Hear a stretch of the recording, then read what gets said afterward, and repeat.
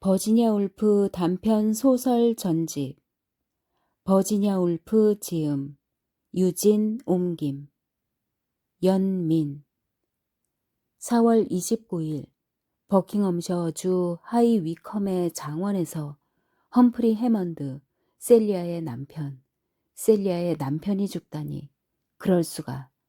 험프리 해먼드가 죽다니. 물어볼 생각은 했지만 깜빡 잊어버렸다. 내가 왜 오라던 날 가지 않았지? 그래, 모차르트 음악 연주회 가려고 미루었지. 그들이 여기서 식사하던 날 밤, 그는 좀처럼 입을 열지 않았다. 맞은편에 노란 팔걸이 의자에 앉아 있었는데 자기는 그런 가구를 좋아한다는 말만 했다. 무슨 뜻이었을까? 왜 나는 무슨 뜻인지 물어보지 않았을까? 왜 아무 말도 하지 않고 그냥 가게 내버려 두었을까? 우리가 홀에서 버스에 대해 이야기하고 있는 동안 그는 왜 그렇게 마냥 거기 앉아 있었을까? 그의 모습이 눈에 선하다. 가구에 대해 딱 한마디 하고는 더 이상 아무 말도 하지 않은 것은 수줍음 때문이었든지 말할 수 없는 뭔가를 암시하고 싶었기 때문이었으리라. 하지만 이제는 알 길이 없다.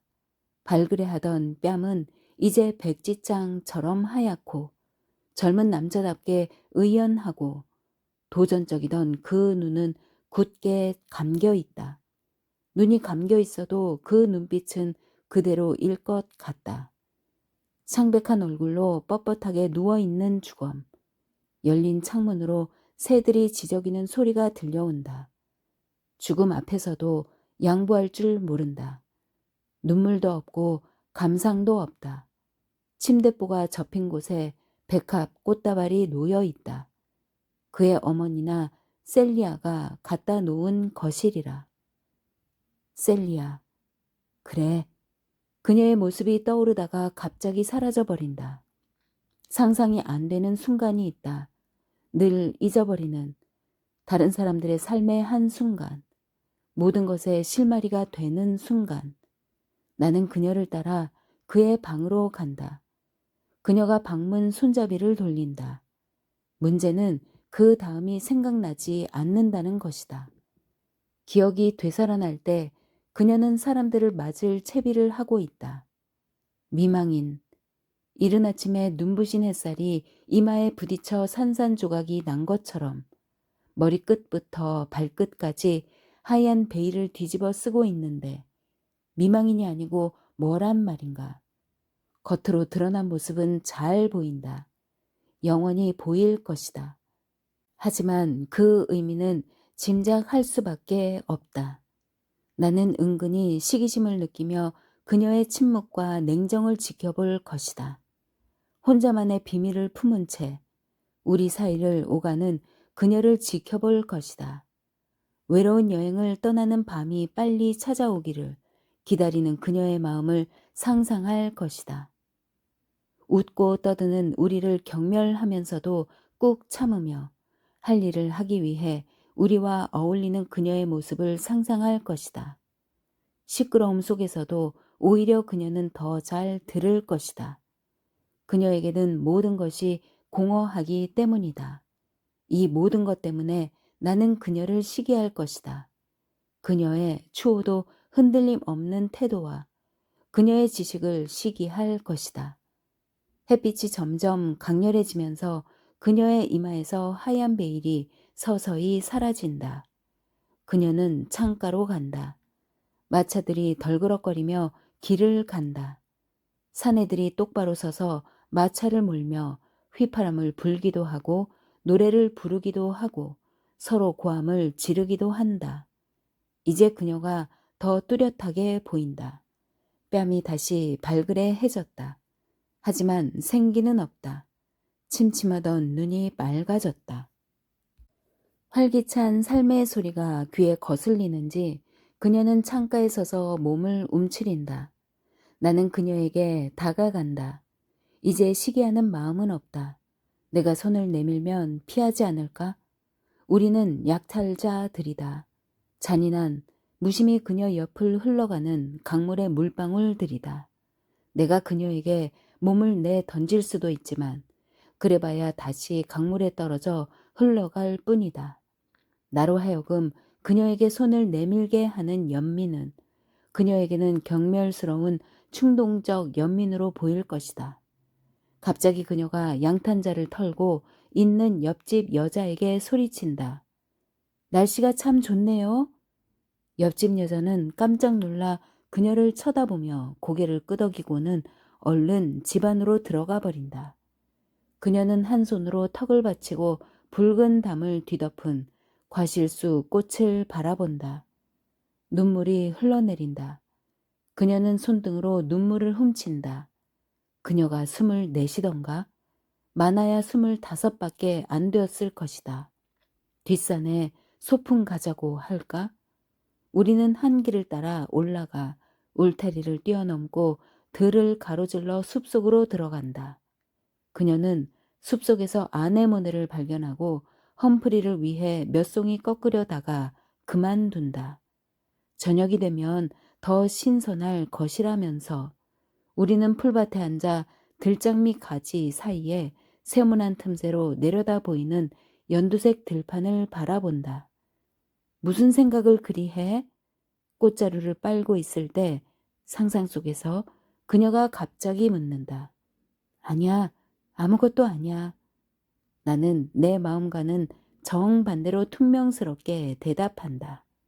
그녀는 얼굴을 찌푸리며 들고 있던 꽃을 휙 내던지고는 벌떡 일어선다. 그리고 성큼성큼 몇 걸음 걸어가다가 나지막한 나뭇가지에 매달려 나무 가장자리에 있는 개똥지박이 둥지를 들여다본다. 알이 5개나 있어. 나는 또다시 퉁명스럽게 대꾸한다. 재미있다.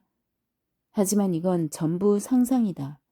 나는 그녀와 함께 실내에 있지도 않고 숲속에 있지도 않다. 나는 지금 여기 런던에 있다. 타임즈지를 들고 창가에 서 있다. 죽음이 모든 것을 바꾸어 놓았다.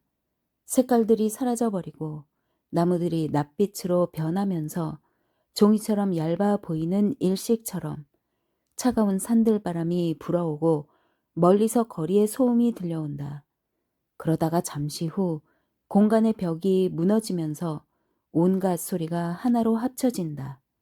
아직도 희끄무레한 나무들이 하나둘 우뚝 선 파수병이 된다. 하늘이 부드러운 빛깔을 띠기 시작한다.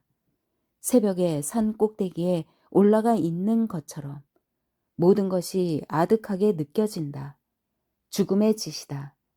나뭇잎들과 집들과 하늘거리며 하늘로 올라가는 연기 뒤에 숨어 이것들이 삶의 모습을 취하지 못하도록 붙들고 있다.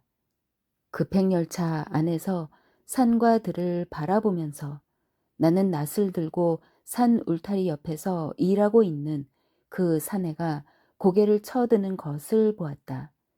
깊은 풀밭에 누워있는 연인들이 내가 아무 가식 없이 그들을 쳐다보듯이 나를 아무 가식 없이 쳐다보는 것도 보았다.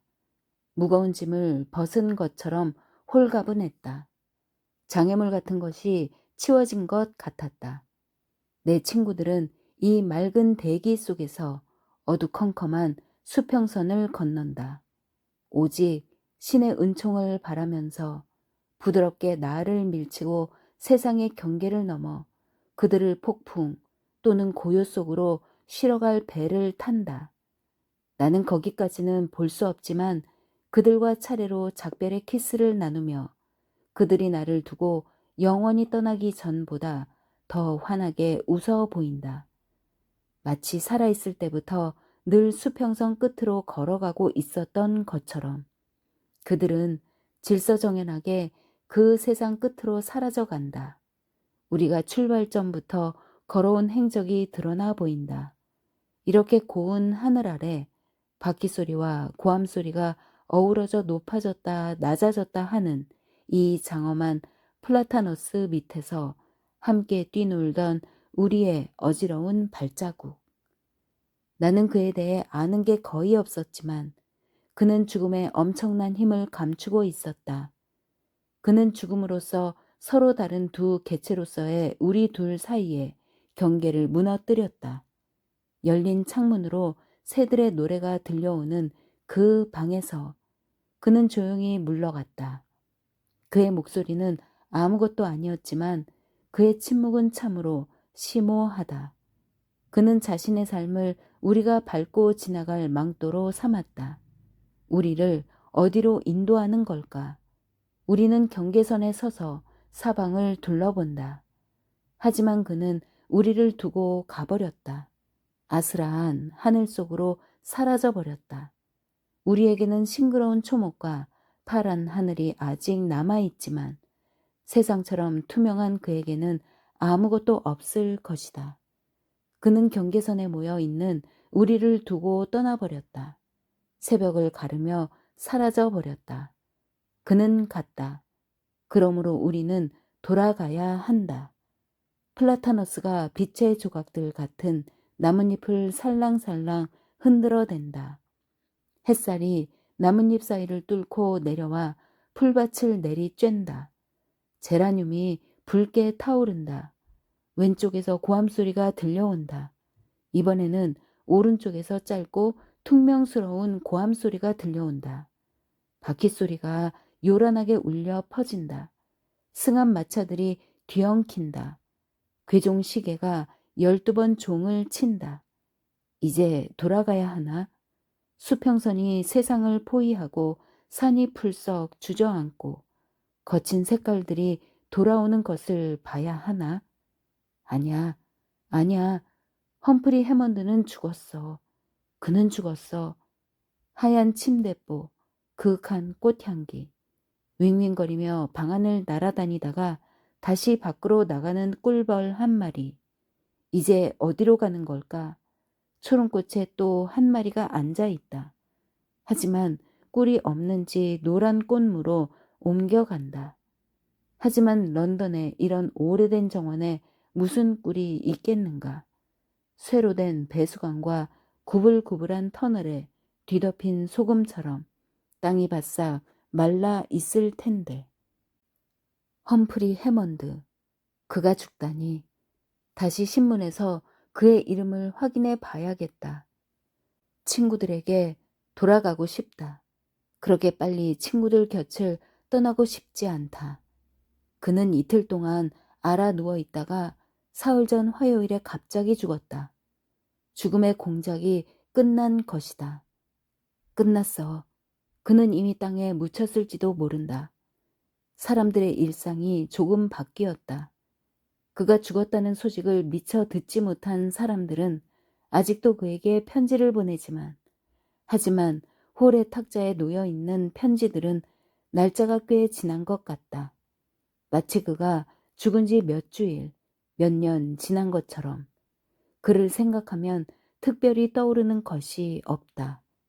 가구에 대한 그의 말은 아무 의미도 없는 것이고 어쨌거나 그는 죽었다. 나는 그의 죽음에 대해 이렇다 할 느낌이 없다. 무서운 일이다. 정말 무서운 일이다. 이렇게 무정할 수 있단 말인가. 그가 앉아있던 그 노란 팔걸이 의자가 보인다.